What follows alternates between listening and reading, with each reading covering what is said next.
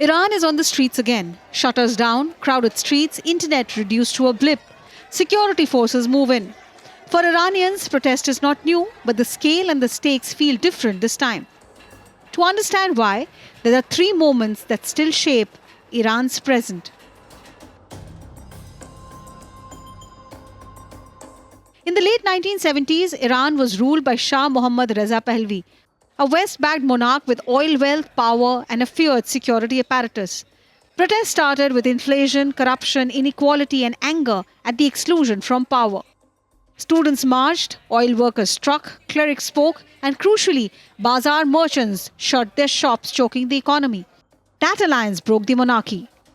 Ruhollah Khomeini returned from exile, promising justice, dignity, and freedom. Many believed him. What followed was an Islamic republic with strict religious laws, mandatory hijab, crushed parties, execution, and a new security state. Within weeks, women were already back on the streets, protesting compulsory veiling. They were beaten back, and the message was clear.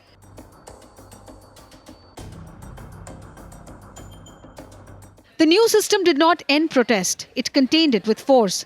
The Revolutionary Guards were created to defend the state. Opposition groups were eliminated.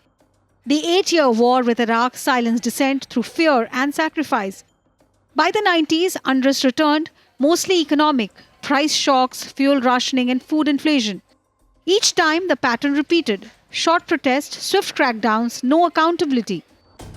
The Green Movement marked a turning point. Millions protested a disputed election. Peaceful crowds asked a simple question, where is my vote? They were met with batons, bullets, and prisons. The killing of Neda Agha Sultan, filmed dying on the street, shocked the world.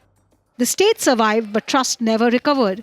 Internet throttling became a weapon, and leaderless movements became the norm.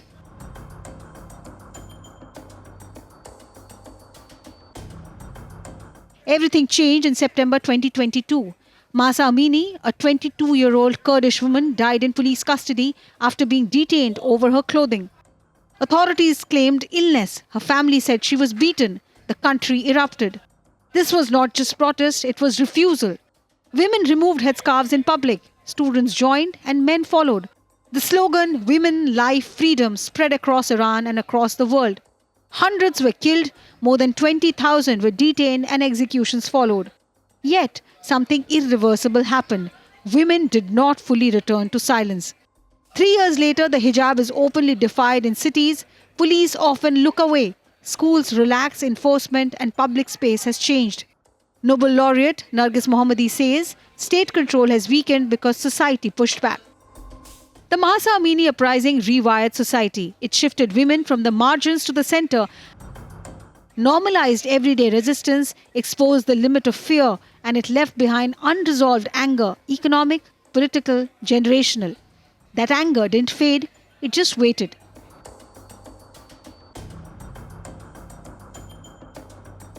This time the spark was money. Prices exploded, fuel subsidies were cut, and food became unaffordable. The 12-day war with Israel damaged infrastructure. UN sanctions returned and inflation crossed 40%. On December 28th, shopkeepers in Tehran's Grand Bazaar shut their doors.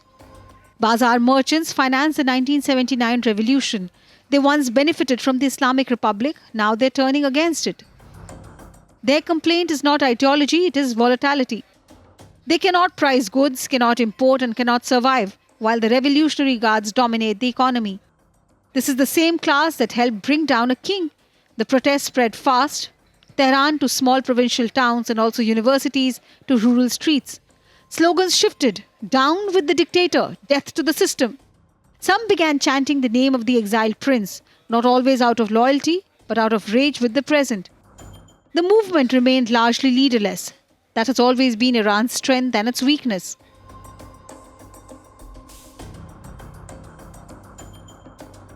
The response is harsher than in 2022. Internet blackouts deeper than ever. Live ammunitions and mass arrests.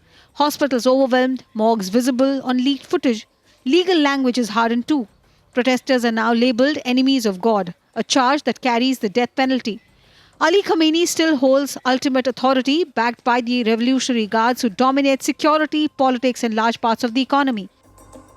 This unrest is unfolding under global tension. United States has warned of intervention. Israel's intelligence footprint inside Iran is openly discussed. Iran's leadership blames foreign enemies. Some opposition voices call for outside help. Others warn that foreign action could unite elites and crush dissent. History shows both outcomes are possible. Three things set 2026 apart. First, society has already changed. Women are no longer asking permission. Second, the bazaar has turned. Economic pillars are cracking. Third, the system has no relief valve. Sanctions, corruption, and war leave no room for real fixes. Even if the streets fall silent, the pressure remains.